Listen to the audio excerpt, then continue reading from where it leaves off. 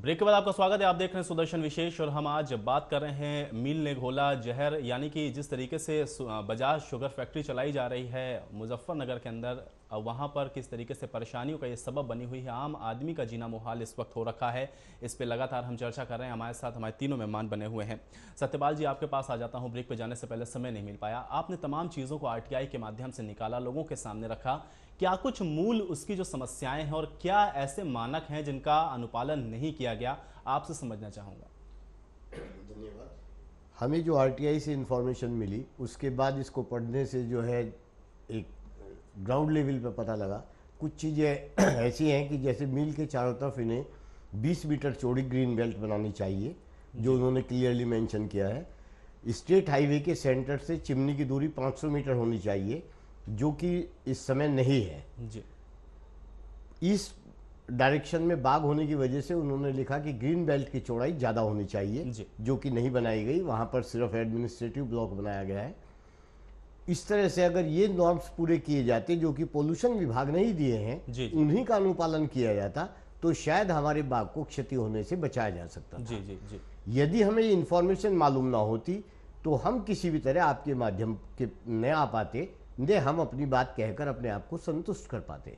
जी, लेकिन सत्यपाल जी, आपने ये कब मामला उसको उठाया, कब आरटीआई आपने इसके खिलाफ लगाई, उसके बाद कब आपको तमाम जानकारी मिली? मैंने 2008 से ये शुरू किया। फिर स्पेशलिस्ट को बुलाया, बाग का सर्वे कराया। स्पेशलिस्ट, हॉर्टिकल्चर स्पेशलिस्ट ने रिपोर्ट दी कि आप इसे बाग को पूरी सर्दी पूरी धुलाई करेंगे। मैंने एक ट्रैक्टर और टैंक खरीदा। पूरी सर्दी में इसको हर तीसरे दिन बाग की धुलाई करता हूँ, जिस पे कॉस्ट आती है, लेबर कॉस्ट आती है, सर्दी का टाइम होता है। तब मैं उसे अपने बाग को बचा पाया। मेरे बाग में चंदन के 150 पेड़ थे, जिनको मैं 3 बार लगा चुका हूँ, जिसमें से अब 5 पेड़ बचे हैं। सिर्फ प्रदूषण के चलते नहीं चल पाए।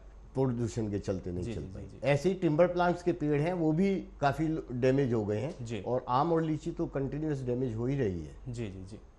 अच्छा सत्यपाल जी, एक चीज़ और जानना चाहूँगा। आप बता रहे हैं कि आपने इस पूरे मामले को 2008 से उठाया, उसके बाद ये तमाम चीज़ें आपके सामने निकल के आई। अगर थोड़ी सी प्रगति की मैं बात करूँ, या फिर ऐसा आपको लगता है कि जो चीज़ें आपने सामने निकाली या फिर जिस चीज़ों पे आप चाह रहे थे कि कोई कार्रवाई हुई, क्या कोई थोड़ी सी भी प्रगति देखी आपने इन तमाम चीज़ों में?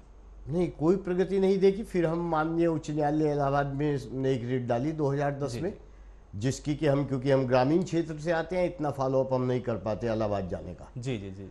इसलिए हमारा केस अभी तक नहीं आ पाया, व्यस्तता के कारण वहां पर नहीं लग पाया। तो हम उसको ज़्यादा फॉलोअप नहीं कर पाए। जी।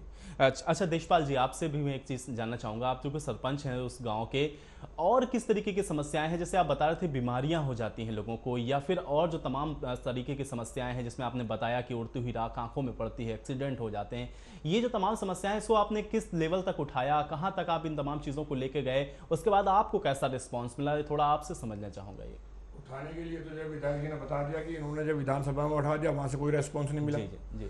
वहाँ से जीएम को कहें तो जीएम से कोई रेस्पॉन्स नहीं मिलता। वहाँ मतलब ये जो सरपंच कहाँ उठा सके, वहीं उठा सके। इंजीनियर साहब गए हाई कोर्ट जो है, वहाँ से कोई सोल्यूशन मिल जा तो मिल जा। विधानसभा में इन्होंने उठाया, विधायक जी ने पॉल्यूशन जो मिनिस्टर बता रहे मिश्रा जी, उन्होंने जो है कह दिया कि भाई ये तो जो है वहाँ तो इस तरह कुछ हो ही नहीं रहा। जबकि वहाँ यथार्थ स्थिति जाकर देख लो, वहाँ से मतलब जो है कोई भी ऑन स्पॉट जाकर देखे वहाँ से जो है वो जो है मतलब किस तरह पानी जा रहा है, किस तरह राख उड़ रही, किस तरह के नुकसान हो रहे लोगों को, जो है अपनी फसलों के, महिलाओं को किस तरह के नुकसान हो रहे। अच्छा देशपाल जी, एक चीज़ और हम लोगों ने अपने रिपोर्ट में दिखाई, जिसमें ये चीज़ भी देखा कि आपके परिवार के किसी सदस्य को इस चीज़ों से सफ़र करना पड़ा। वो क्या इंसिडेंट्स था, वो भी आपसे समझना चाहूँगा। सब बाहर सुने भाई, वहाँ से मतलब अंदर तो कुछ होता नहीं कमरे में जो है। तो इसी वजह से मतलब जो है वहाँ से जो है कोई पानी में जो है पानी में जहर घोल रही नीचे जो है, ऊपर नीचे जा रहा है, उससे जो कैंसर हो रही है गाँव में जो है। हर गाँव में 15-20 केस जो है हर साल कैंसर से मर रहे लोग जो है। कैंसर से मर जाते हैं। ये एक बहुत गंभीर समस्या है। अच्छा सुरेश जी, आपने बताया आपने विधानसभा के अंदर इस पूरे मसले को उठाया, उसके बाद भी कोई रिस्पांस नहीं मिला। आगे किस लेवल तक आपकी ये लड़ाई जारी रहने वाली है? कहाँ तक आप इस लड़ाई को लेकर जाएंगे? नहीं, मैं समझता हूँ कि भारत जैसे देश में जहाँ नदियों की पूजा होती है, 65 साल की आज़ादी के बाद भी आज हम साफ पानी पीने से भी मोहताज हैं।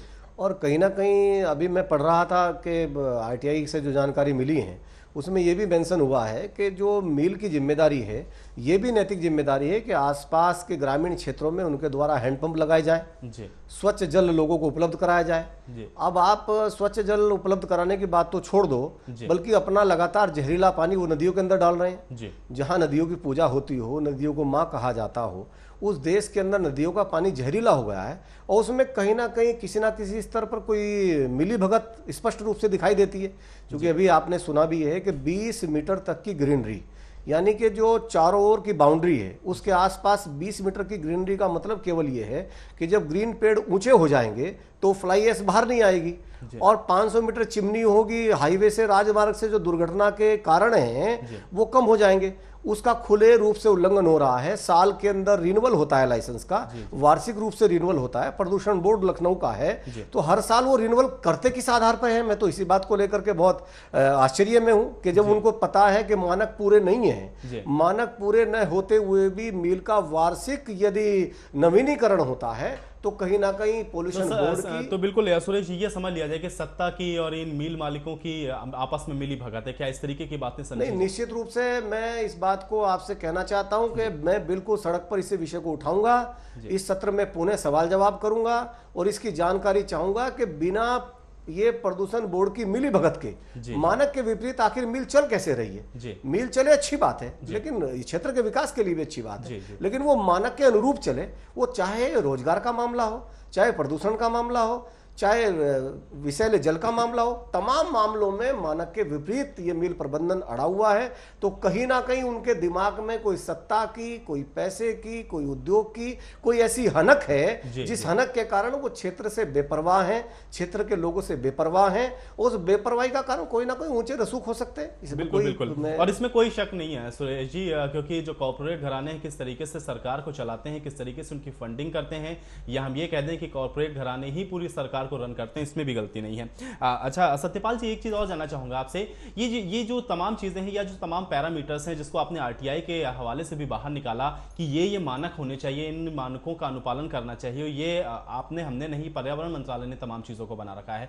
ऐसे क्या क्या मानक हैं जिसका अनुपालन नहीं किया गया, या फिर हम ये कह लें कि कोई भी मानक का जो पालन करना चाहिए था इस मिल के द्वारा नहीं किया गया? ऐसे क्या चीजें हैं जो मिल ने जिनका अनुपालन नहीं किया, ये भी आपसे जानना चाहूंगा। देखिए, एक स्टेट हाईवे के सेंटर से 500 मीटर पर चिमनी होनी चाहिए, वो करीब करीब 200 या 250 मीटर डिस्टेंस पर है। दूसरा, ग्रीन बेल्ट होनी चाहिए 20 मीटर, और बाग की तरफ ये 30 मीटर होनी चाहिए, वो वहाँ पर नहीं है।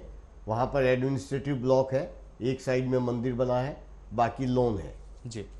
There should be no water discharge, वहाँ पर ऑलरेडी साफ दिखाई देता है वाटर डिस्चार्ज है।